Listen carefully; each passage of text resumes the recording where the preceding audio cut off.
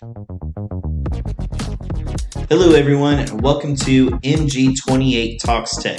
And I hope wherever you are today, you are living the dream just like I am. My name is Mac, and I will be your host for these talks. With over a decade of experience in the technology profession, I am hoping to bring what I know to all of you in an easy to understand way. We will cover a wide variety of topics, so if you have anything you want covered, make sure to leave it in the comments section or hit me up on one of my social media accounts that will be in the description. If you enjoy these talks, make sure to like and subscribe or even share with a friend so we can reach others and make a fun and collaborative community here. We will get started in just a few seconds, so lean back, take a drink of your favorite beverage, and come along and take an adventure into our talk today.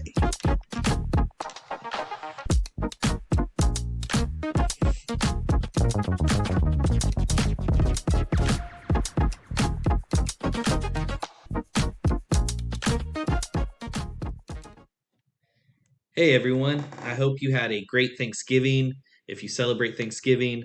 If not, I hope you enjoyed your time off if you got it off work. This week, I really want to kind of go over some of the fundamentals when it comes to cybersecurity. So, when you hear cybersecurity, some might wonder exactly what our foundation is, what we're thinking of. And there's really three key items that I want to discuss when it comes to what the foundation is for cybersecurity. And that's going to be we're trying to protect confidentiality, the integrity, and the availability of systems. So we call it the CIA Triad. So let's go ahead and dig into this topic today. All right, so like I mentioned, we're going to talk about the CIA Triad, and this contains your confidentiality, integrity, and availability. So I want to dig into these a little bit deeper to kind of get an understanding exactly what they are, what type of attacks are used against them, and how we can help prevent them.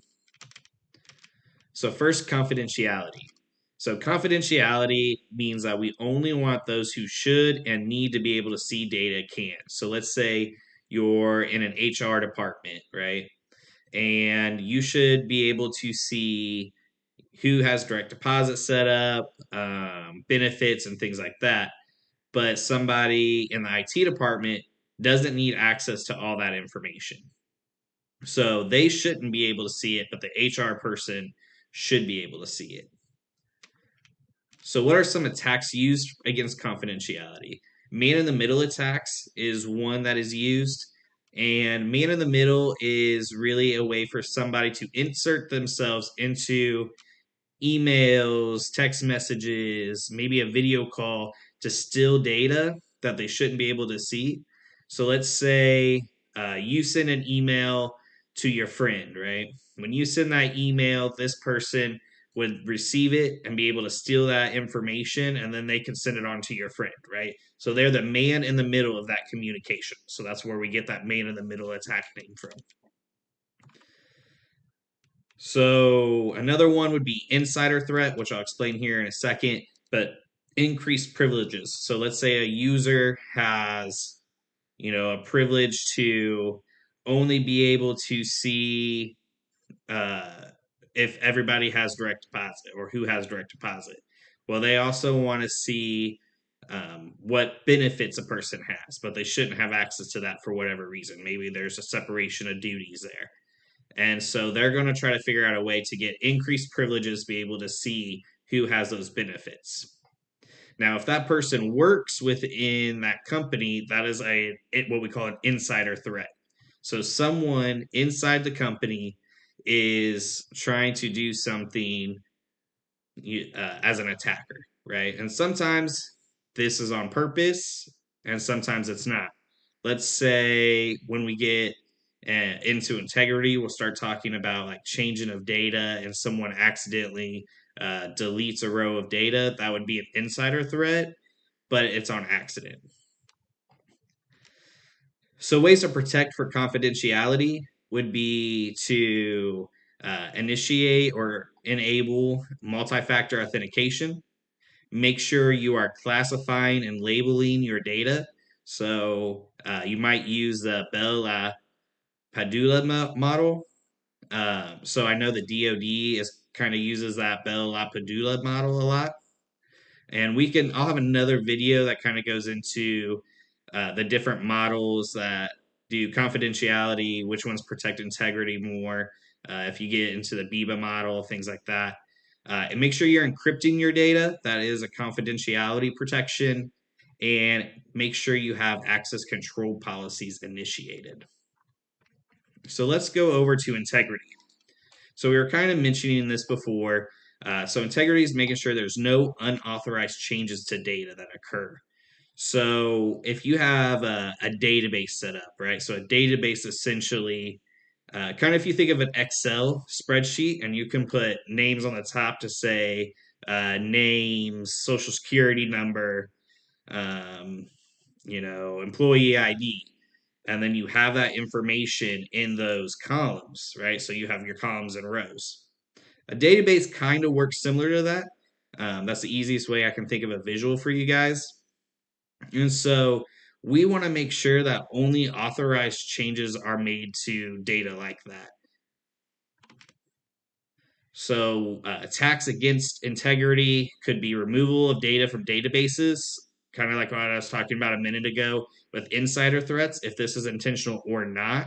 So if someone accidentally deletes a row of data from your database, that is still an integrity breach and could be considered an insider threat, even though it was not intentional.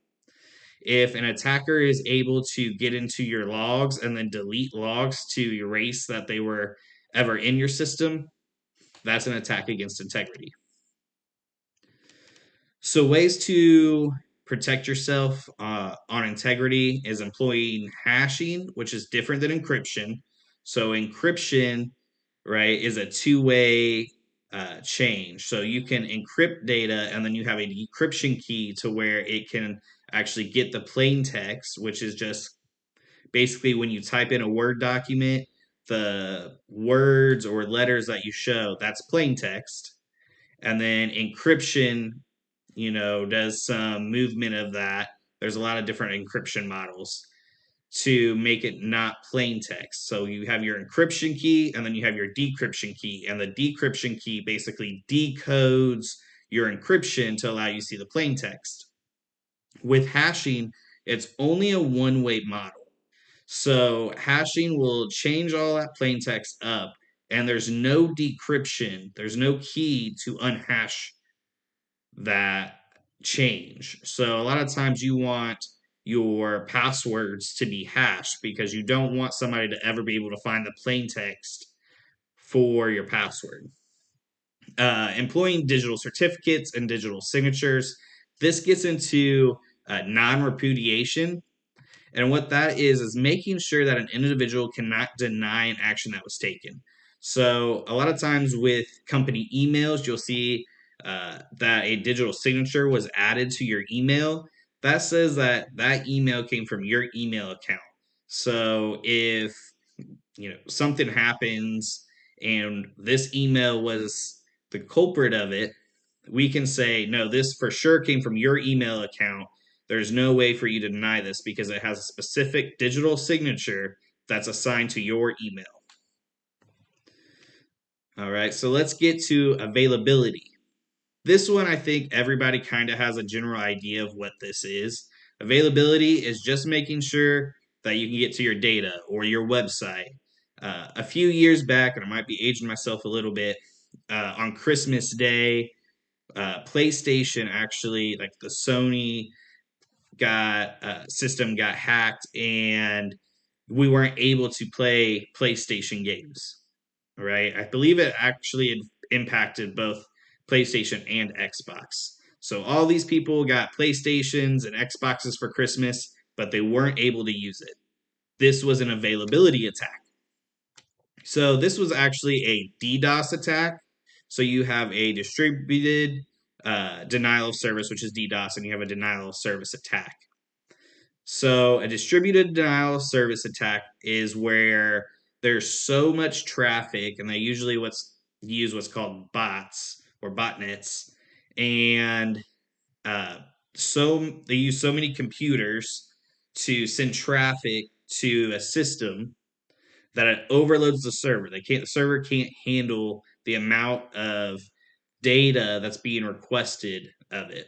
So it just kind of stops working.